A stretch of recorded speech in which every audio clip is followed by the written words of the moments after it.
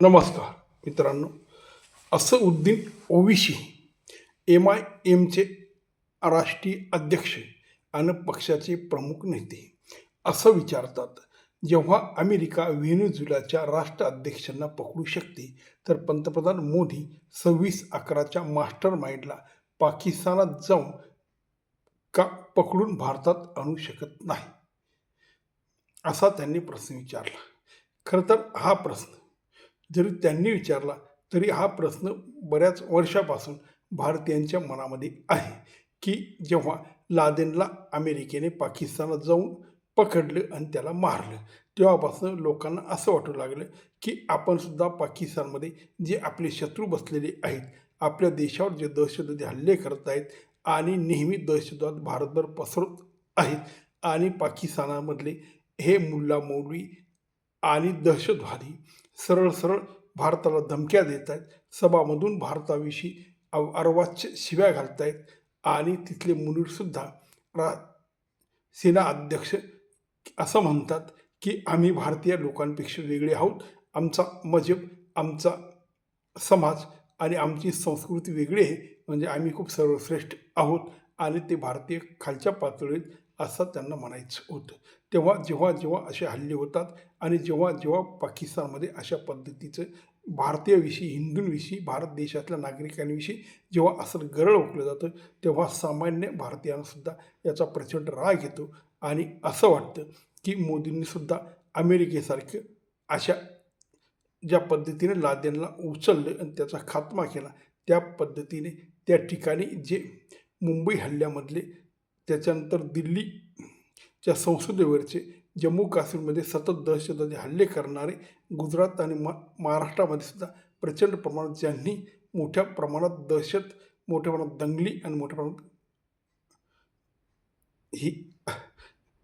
मोठ्या प्रमाणात त्यांनी वेगवेगळ्या पद्धतीने ह्या देशामध्ये अराजक माजवले आणि इथे गुन्हेगार करून जे पाकिस्तानात पळून गेले आहेत, मग ते दाऊद इब्राहिम असतील आणि त्याचे साथीदार, त्याचप्रमाणे जेव्हा अफगाणिस्तानमध्ये भारताचं विमान हायजॅक करण्यात आलं, त्यातून ज्या 5 दहशतवाद्यांना सोडण्यात आलं, ते आजही खुल्या प्रकारे पाकिस्तानात फिरत आहेत आणि भारताला दमदाटी करत आहेत. मग अशा वेळेस जर भारत एवढा समृद्ध झाला, भारत हा 4थी अर्थव्यवस्था तिसऱ्या अर्थव्यवस्थेकडे चालला, भारत प्रगती करतोय, भारताची मोठ्या प्रमाणात छाप जगभर झाली आहे, जग भारताला मानायला लागले आणि भारताचं युद्धसामुग्री, भारताचं उत्पन्न, या सगळ्या गोष्टी जर बाकीच्या देशांसारखं वाढलं आहे, म्हणजे अमेरिका, रशिया, चीन आणि 4 नंबरला जर आपण भारतीय आहोत, जर मग अमेरिका व्हेनेझुएलाचा राष्ट्राध्यक्षाला उचलून आणतो, रशिया युक्रेनवर हल्ला करून युक्रेनला बेचिराख करून तो देश ताब्यात घेण्याचा प्रयत्न करतो आणि केव्हा तरी म्हणजे लवकरच चीन हे तायवानला गिळंकृत करण्यात बसलेले आहे. मग अशा वेळेस जिकडं तिकडं मोठ्या प्रमाणात हे चालू आहे, जो बळी तो कानपिळी असा प्रकार आहे. मग आपणच का मागे राहायचं, हा महत्त्वाचा मुद्दा आहे. पण मित्रहो, असं वाटतं की आपल्या संस्कृती बसत नाही. आजपर्यंत जगाच्या इतिहासात, म्हणजे भारताच्या, हिंदुस्थानच्या इतिहासात असं कुणीही आक्रमण केलेलं नाही आणि परदेशात जाऊन आपण कधी असला काही हल्ला केलेला नाही. पण तो मागचा इतिहास जाऊ द्या, आता जशास तशी उत्तर देण्याची वेळ आलेली आहे. तेव्हा BJP हे राष्ट्रवादी, देशभक्तीवालं, भारतप्रेमवालं सरकार आहे. त्यांचा पक्ष हा मोठ्या प्रमाणात या देशाची सेवा करते, या देशाचं राष्ट्रप्रेम त्यांना मान्य आहे आणि हे खरं देशप्रेमी लोक आहेत. हे जशास तसे जबाब देतात.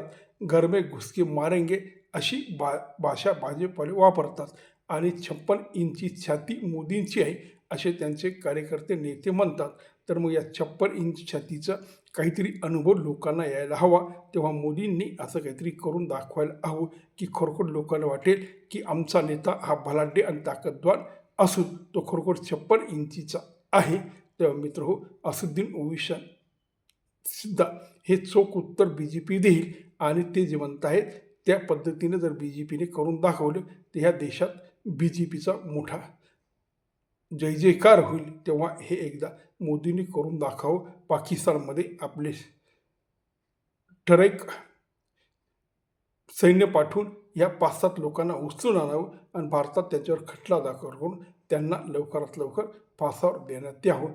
तरच आपण म्हणू शकू की घर में घुस के मारणे ही गोष्ट खरोखर BJP करू शकतो आणि मोदी खरोखर 100 इंचवाले आहेत.